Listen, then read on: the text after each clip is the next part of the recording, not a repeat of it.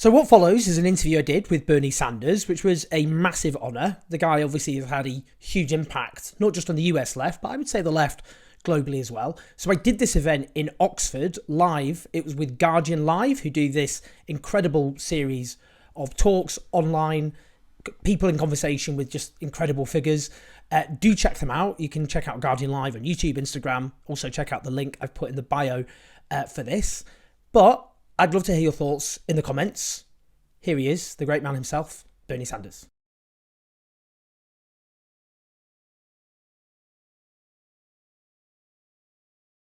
Hello, and welcome to this Guardian event live with me, Owen Jones. Now, for many of us, tonight is a bit like watching the Beatles live. Bernie Sanders, and crucially the movement around him, not me, us, of course, as his slogan goes, transformed US politics. Back in 2016, a cosy corporate consensus was blown apart. It was supposed to be a coronation for the most powerful political family in the United States, but a generation of younger people had a slightly different idea. They had been raised to believe that there was no alternative to free market capitalism, but then they heard another message, that a different United States, one run in the interest of the people, not elites, could be built. The impact of that movement will be felt for decades to come. And I firmly believe that its greatest achievements are still to come. Now, he's here to talk about his new book, It's Okay to Be Angry About Capitalism. For his opening address, please give the applause he deserves for Senator Bernie Sanders. Thank you very much.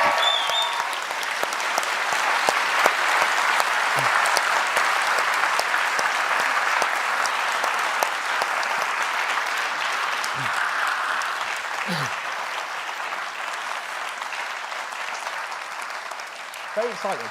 Bernie, I just want to start this book. I read it in one sitting. Brilliant book.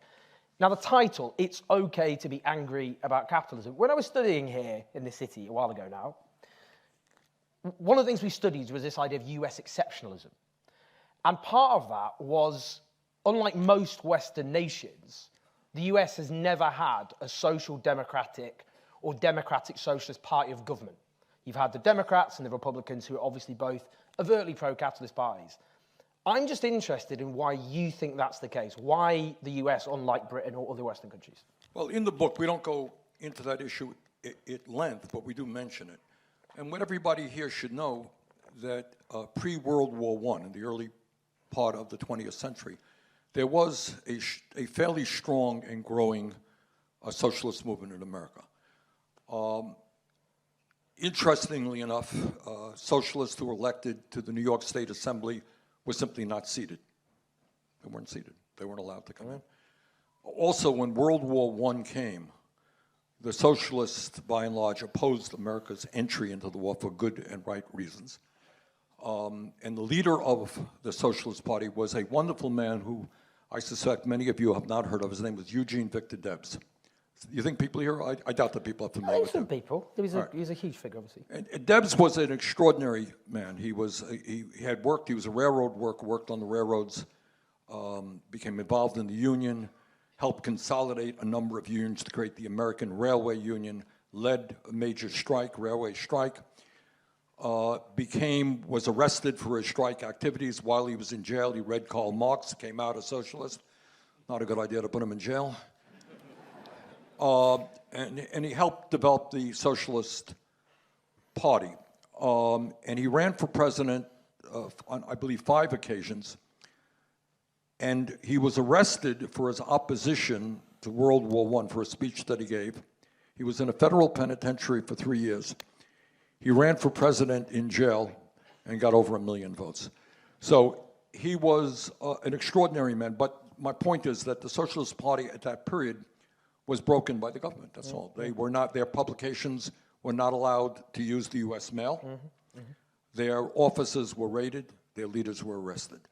And then we had McCarthyism in the 1950s, which is a vicious effort against the entire left in America. Those are some of the reasons why we have not had much of a left wing. Now, there's this quote, there's Peter Mandelson, I'm sure you've heard of, one of the founders of New Labour, who said, we're perfectly relaxed about people being filthy rich. Now, in your book, you talk about billionaires as both a threat to democracy, but also to a sustainable, just economic system, which is very much a counter-argument to the likes of Peter Mandelson. I just want, why are they a threat? Why is the existence of billionaires a threat to democracy? And how do we abolish them, which is what you talk about? Well, I've given you some examples. I mean, billionaires don't take their money and put it in underneath the mattress. They use it to expand their wealth and their power. And the point that I want to make is very often the faces of these guys are they're nice guys. They contribute to charity and to the local art museum, and they're just really sweet guys. They are not. They really are not. Now, I'll give you just two examples. Jeff Bezos is one of the 3 richest guys in America, the head of Amazon, of course. And workers in Amazon have terrible working conditions, here in the UK as well. And they formed a union. And Bezos spent millions and millions and millions of dollars is spending, as we speak, trying to defeat union organizing efforts. With the one victory they won in Staten Island, New York, he's appealing it and appealing it and appealing it. So here's a guy worth well over $100 billion, just going nuts about trying to stop a union in a company that has massive turnovers because they really work people to death. I mean, they really work people. People quit, they bring in new people. You got Starbucks. You're familiar with Starbucks. Starbucks is owned by a guy named Howard Schultz, who is not quite Bezos. He's only worth $4 billion, a rather poor billionaire. But we have seen all over America now in 200 shops and more, people organizing unions. You know what Schultz is doing? Everything he can, illegally. Our National Labor Relations Board pointed out, I think, well over 50 examples of illegal behavior on the part of the billionaire. These are not nice guys. They want it all. That is the point. I don't know, I'm not a psychoanalyst, and I can't tell you what's in their minds. But somehow or another, they think that 5 billion is not enough, 10 billion, 20 billion, 50 billion is not enough. They want it all. And what's going on, and we don't talk about this at all, there is class warfare going on in America. And in the book, we talk about a Rand Corporation study. And Rand Corporation is not, trust me, a left-wing organization. And they talk about over the last 50 years, turns out there has been a $50 trillion transfer of wealth from the bottom 90% to the top 1%.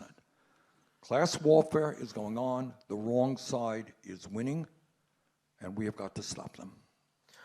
One of the, I think, really interesting points you made in this book, which is actually quite a challenging point to many of us on the left, is that we get bogged down with, I suppose, demonizing, I'm not saying these are good guys, but, Elon Musk or Jeff Bezos, because what it does is it deflects from talking about the system. It becomes like pantomime, though I hope Elon Musk isn't behind us. So I'm interested, because often we do that because I suppose we're trying to give a human face to a system so you can make it tangible. So I'm just interested in, rather than, because you don't want us to get bogged down because it deflects from, it's a system, not here's some bad individuals, and if we just replace it with good ones, you got it. That's exactly the right point. So, we make that clear in the book. This is not, I personally hate these guys. It's not that, well, I may, but that's not the point. It is, Owen is exactly right. What we're talking about is a system. And we have to ask ourselves, look, in my view, some may disagree, somebody starts a business, they make a lot of money, they're successful, they're innovative, they make a lot of money. Does anyone stay up nights worrying that they make a lot of money, they become rich? No, I don't. But the question is, how much do you need? All right? Do you really need billions of dollars in order, take care of your families for, 500 years? You don't need that much money. And I'll tell you something else that bothers me. It's not only the power that these billionaires have economically and politically, it's culturally as well. I want to see, and maybe I'm old-fashioned in this regard, as somebody who has 7 grandchildren, I want to see our kids aspire to be great scientists, to be great teachers, to do whatever work they do. You want to work for the Postal Service? Be a great Postal Service worker. Be a great janitor, whatever it may be. I think we have got to deal with this worship of billionaires. And I think we have to create a culture which says, no, it is not Wall Street speculators who deserve to be worshipped. It is doctors and nurses and teachers and people who do good, important work for humanity. So there's a cultural aspect to this that concerns me as well. On healthcare, I mean, you spoke there quite rightly at length. It should be a basic human fundamental right to have access to universal healthcare. The United States is unique amongst those so-called industrialized nations for not having that. And I'm just interested in your theory about what possibly happened there. Is this testament to what you talk about, uber capitalism that strengthened the United States?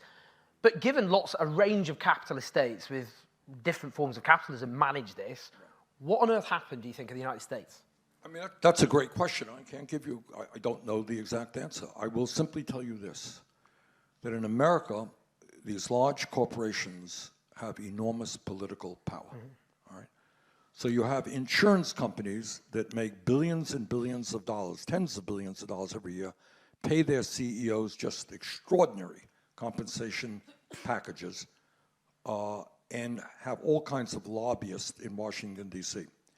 Now, when you ask me, if you were to ask me why we pay in America the highest prices in the world for prescription drugs, it has a lot to do with the fact that the pharmaceutical industry puts zillions of dollars into campaign contributions.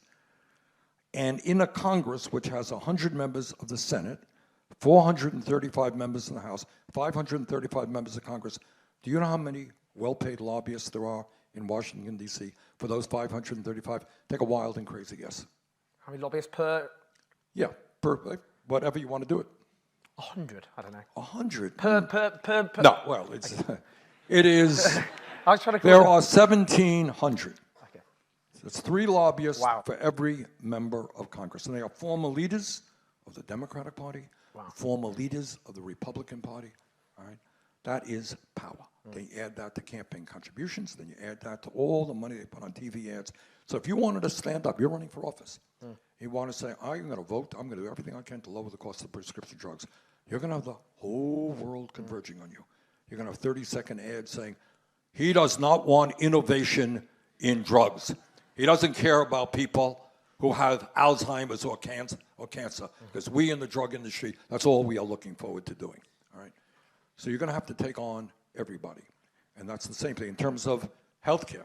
I believe, there are different systems around the world. You have, I think, the structure of a very good system. We've kind of looked to our neighbors north in Canada, who also have a pretty good system. What we're fighting for is a Medicare for all, single-payer program. TV ads, Bernie Sanders, this, that, they demonize what you're trying to do. They lie about what you're trying to do. They have a lot of power and a lot of wealth. That's the impediment. That's the opposition we're running into. Which they encourage people to vote against their own rational economic interests. Absolutely. Bernie Sanders wants to take away the health insurance you have on your job.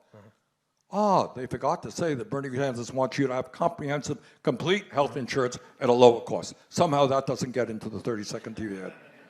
Now, what's striking is when you're standing in front of people, you're on TV, you're at these rallies, you talk about the working class. Now, the standard American term thrown around by politicians is middle class, which is not used in the same way as it is in Britain. It's not the same. But, that concept of a working class with shared collective interests has been anathema to most US political discourse. Do you think that's changing? Is because what you did in your campaigns, it was class politics, was at the root of what you were talking about. Is it changing, and why? I think it is. I think it is changing. And I'll tell you how strange the situation is. And this has a lot to do with corporate ownership of the media. It's not just politicians who don't even use the phrase working class. It is media. So you can watch television day after day, nobody will use the word the working class. That is not a concept that is accepted by the media.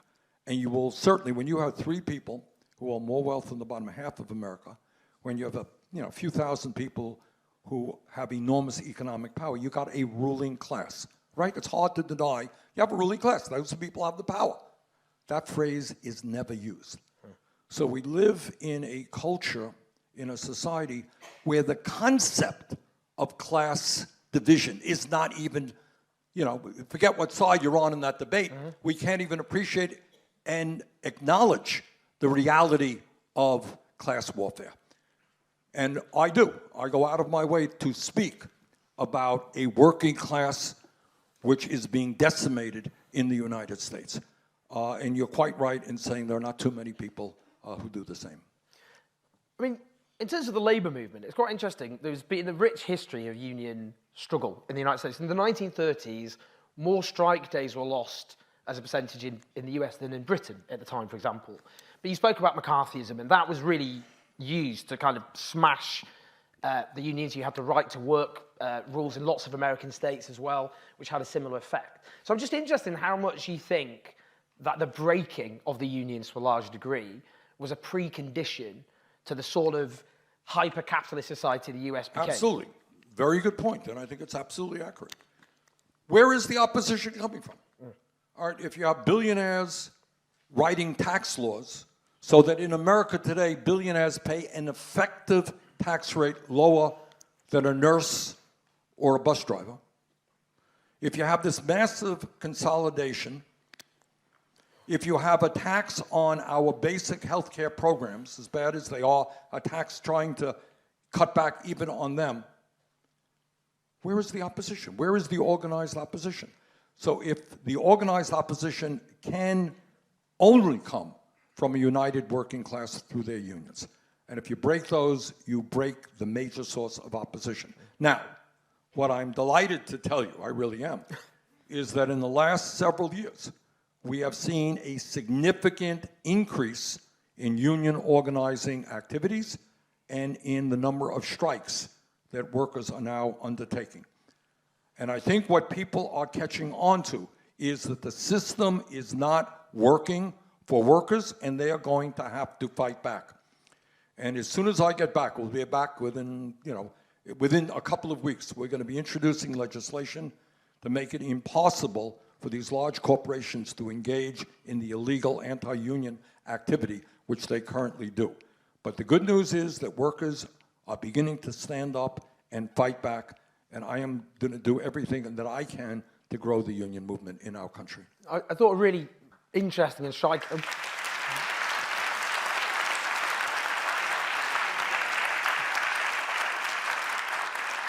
A very powerful example that I know you've been involved with is the unionisation, for example, of Starbucks workers. I'm interested in that because I think there was a sense amongst many in the labour movement that's too hard to organise in a kind of precarious, hire and fire workforce. So I'm just interested about the significance of that because it's spreading like wildfire at the moment. Well, you're right. And in fact, you know where, and the same thing with Amazon. Do you know where the impetus came from them? From an independent union. Because the big unions are looking out there and they're really saying, do we have the resources? This is such a tough fight, we got other things to do. But workers themselves at Amazon and at Starbucks, often young people, said, you know what? We're going to go, if we have to go it alone, we're going to go it alone. And the union that was formed at Amazon was an independent union. And that is what we're seeing at Amazon right now. It's a beautiful thing, because I've been to a number of meetings with these Amazon workers. They're often young, they're people of color. And they are standing up and fighting back. And I have invited the CEO of Starbucks, Mr. Schultz, to come before my committee to tell us why he thinks it's appropriate for a billionaire to engage in illegal anti-union activity. We will see if he comes. Well, best of luck to him if he does. I thought, you talk about economic rights in this book. I'm really interested in this because it strikes me as trying to make a left-wing case for expanding personal freedom. And I'm interested in that because I suppose, Thatcherism and Reaganism promised people personal freedom. That was their whole shtick. Right. But in practice, delivered insecurity, and that's not freedom. So I'm just interested, do you think the left missed a trick by not trying to reclaim personal freedom from the right? Because it strikes me that is what you're trying to do in this book, partly. Exactly what we're trying to do. Look, and again, we go into this at a little bit of length in the book. In 1944, President Franklin Delano Roosevelt, who was one of the great presidents in our history, gave what was called the State of the Union speech. That's what presidents do every year. And it was in 1944, in the midst of World War II, and the speech never got a whole lot of attention. But this is what he said in the speech, which was extraordinarily radical and courageous. He said, in America, we are very proud that we have a whole lot of political rights. Came from way back when we took on the British. We don't have to go into that. That's it. But anyway, we have a constitution, we have a Bill of Rights. In other words, You have the freedom to vote. You have freedom of religion. You have freedom of assembly. You have all kinds of freedoms that are guaranteed to you by the Constitution. He said, that's great. I'm paraphrasing him, obviously. That's really great. We should be proud of that. But then he raises this question. He says, are you really free if you are deprived economically? Are you free if you're sleeping out on the streets? Well, that's an extreme case. I don't think you are. I don't think too many people think you're free. Are you free if you get sick and you can't afford to go to a doctor? Are you free if you're spending half of your income in housing and you have to work 50 or 60 hours a week? Are you free if you do not have a job that pays you a living wage? So what he was talking about and what we picked up in this book is my belief that economic rights are human rights. That it's not just the right to vote and the right to write a letter to the editor and freedom of expression.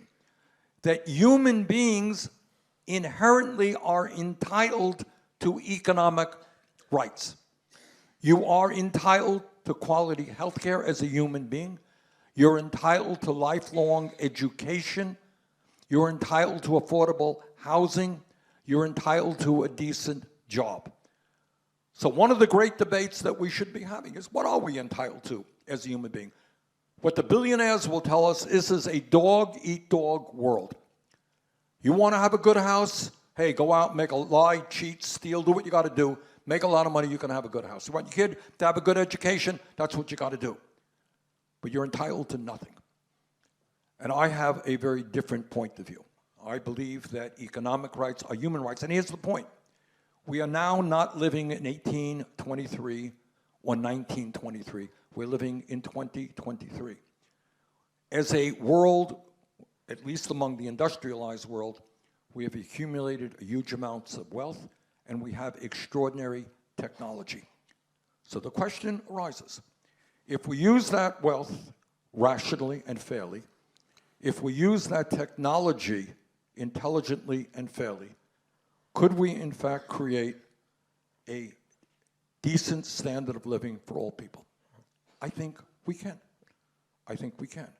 And I think that is the challenge that we face right now. And let me just say this, because it's not talked about too much. And in the book we go into it maybe even a little bit longer than we should. And that is this issue of life expectancy. Mm-hmm. You know, we don't talk about it, but what I think every human being wants, what do we want? We want to live long lives. We want to live happy lives. We want to live productive lives. Is that fair enough? Is that a... Yeah, that's kind of, you know, I'm sure there are other things we want, but that's a pretty good start. In America today, our life expectancy is lower than many other countries, and in fact, above and beyond COVID, going lower. Do you know what the gap is in life expectancy between, say, a working class person and a very rich person? Do you know what it is? It's over 10 years. I did a hearing a number of years ago called Poverty is as a Death Sentence. So when we talk about poverty, usually you say, well, I got a nice house. You know, you're poor, you have a crappy house. I got a good car, you got a bad car. I have nice clothes, you don't have nice clothes. That is not the basic issue.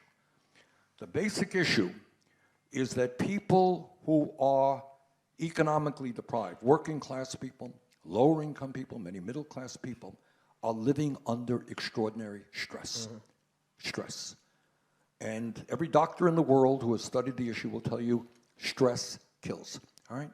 So if you're a single mom trying to bring up a family and you can't afford health care and you can't afford rent and every single day is a struggle and you're on pins and needles, you know, if you lose your job, what happens? That stress, year after year, eats away with the bodies of people. Poverty has a physiology. There's a physiology of poverty, and that physiology kills. So when we talk about creating a just society, it's a society that says just because you're rich, you don't have the right to live 10, 15 years longer than low-income and working-class people. In fact, there was a study a few years ago in this country which showed some parts of this country have a lower life expectancy than the West Bank, which I think really underlines what you're pointing to there. One of the things I was really interested in the book was democratic workers' ownership. And I'm interested in that because after World War II, there was a program of nationalisation in this country, which actually did lots to modernise a lot of industries. But for many workers, it was a case of an old corporate board was replaced by bureaucrats at the top. You didn't have involvement by workers in the decisions. So it became easy to privatise them because people felt they didn't have a stake in them. So I'm just interested in what you mean, talk about democratic workers' ownership as a kind of alternative to that top-down form. I think, especially with the explosion of new technology, we need to be doing some new thinking. And when I talk about the stress that people in America, and I'm sure in the UK, feel, there are millions of people who wake up in the morning and they say, oh, God, I got to go to work, right? They really hate their jobs. And they're in their jobs for one reason and one reason alone. They need an income. They need a paycheck. In America, you need a paycheck plus some health care. That's why you go to work. So the challenge is, how can we change the nature of work in the 21st century? All right? Do we still keep the same models that we had 200 years ago? And one of the areas I think that we've got to be moving forward on, and there are bits and pieces all over the world in that direction, is to say, fine, let us move toward worker ownership of the work that people are doing, all right? What we have done in Vermont, we have started a workers' ownership center, and you're finding that, say, some guy who started a company and had 20 or 30 employees, he's retiring, he is willing, in many cases, to say, you guys can figure out the financing of it, we'll sell it to you as a workers' co-op. And what we find is workers who work under worker ownership feel much, much better about their jobs. Why? Because they're not cogs in a machine. Nobody wants to go to work and have no power. You check in, you have nothing to say about your job, you're completely at the mercy of your employer. Nobody really wants that. They want to have input. Hey, we could do this better. So I think striving toward worker ownership, and we're seeing around the world, in Germany, I think large corporations have at least 2 employees or union representatives on boards. But we can do better. In other parts of the world, we're seeing workers owning what they do, and I think that's a direction we want to explore. You talk in the book about the 4-day working week, and I'm slightly biased here because a close friend of mine runs the 4-day week campaign in this country, and they've just done a pilot with tremendous results. All the companies involved reported, lower staff turnover, huge fall in sick pay, improved mental health, and more revenue. I mean, could this be one of the great causes of the left? Look, this is kind of a no-brainer. I made the point earlier that despite a huge increase in productivity, meaning that workers now are producing a lot more, who has benefited from that? Virtually all of the benefits of technology in the last 50 years have gone to the people on top. Well, we got to stop that. So what we have got to say now is, if you are producing 30% more than somebody did 20 years ago, there are 2 possibilities, it seems to me. 1, you make more money because you're producing more, or 2, more likely, you have a shorter work week. And as you indicate, what that study showed is that was this significant increase in people's well-being.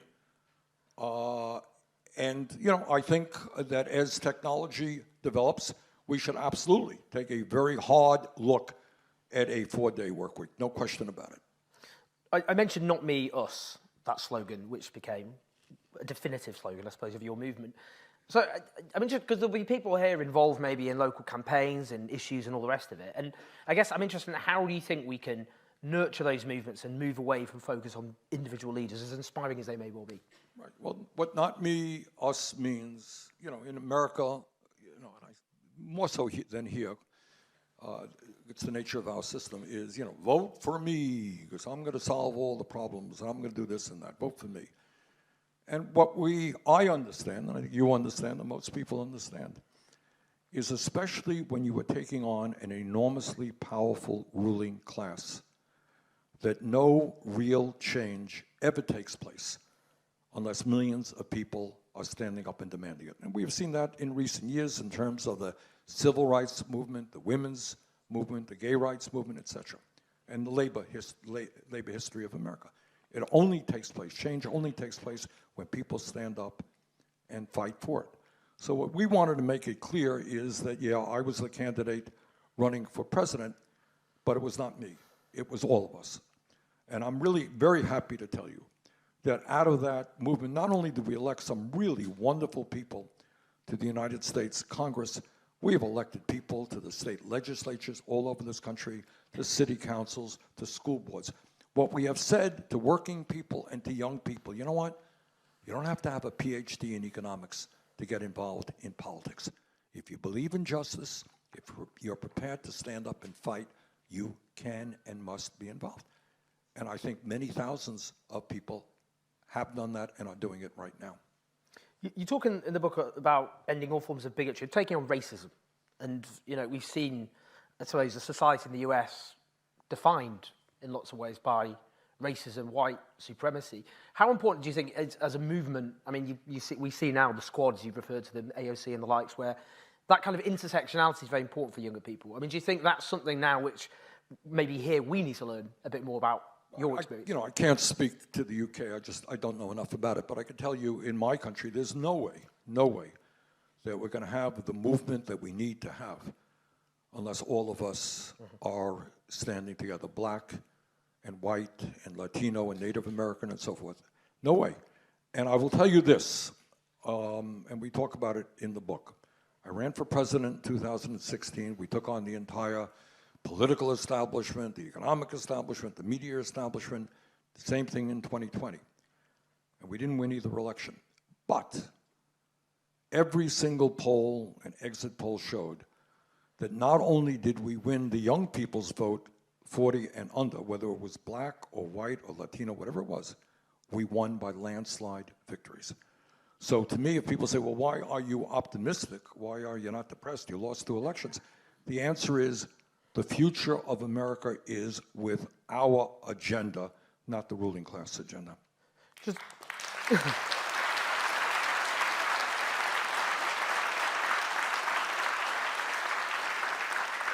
Just a couple of last questions before I want to bring the audience in. I just wondered, do you have any general thoughts on the direction of the UK Labour Party?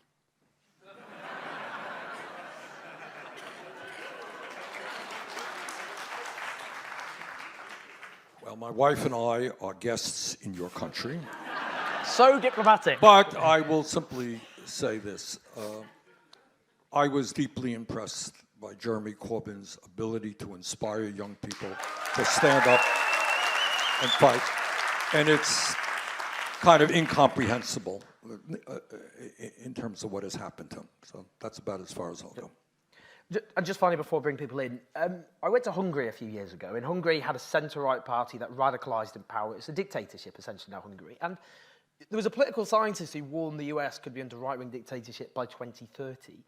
I wondered how serious you think that threat is in terms of the future of American democracy and that strategy to drive back a far-right tide which wants to essentially overthrow US democracy as flawed as it may currently be. Well, I think everybody knows. You know what happened on January 6th, several years ago. And you understand what Trumpism is about. Donald Trump is somebody who is propagating, as of today, a big, big lie.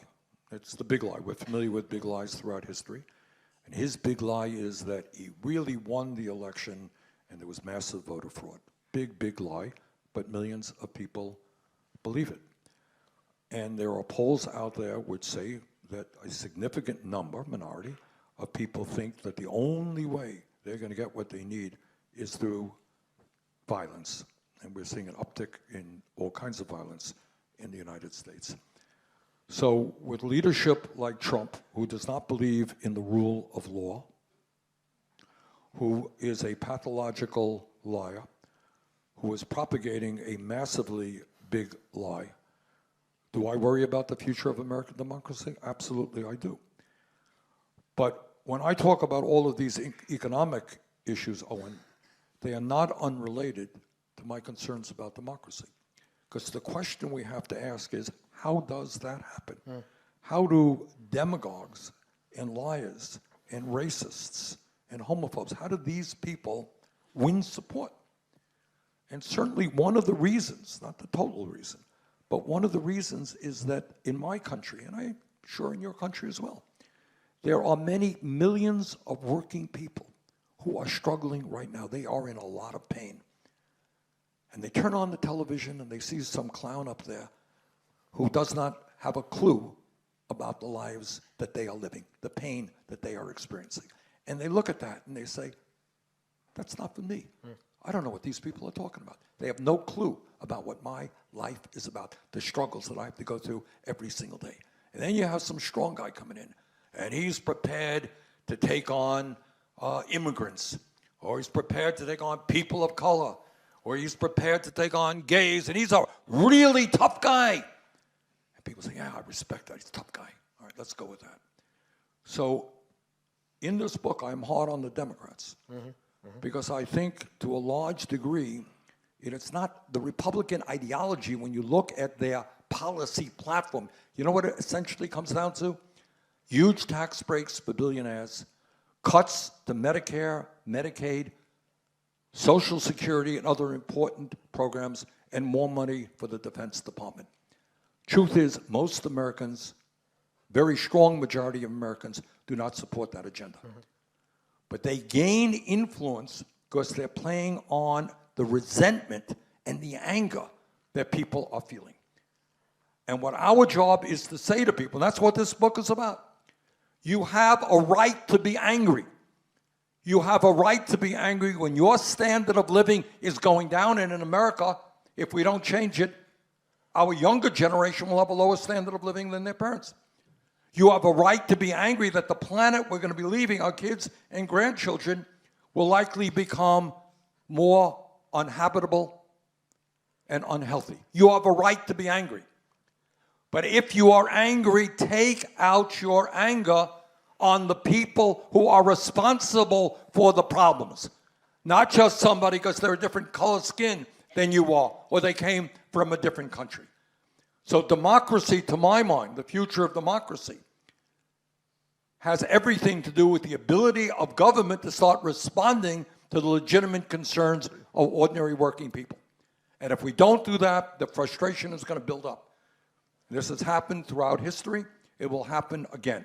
So to me, it's not just economic justice we're fighting for. We, in fact, through economic justice, are fighting to preserve democracy. Amen.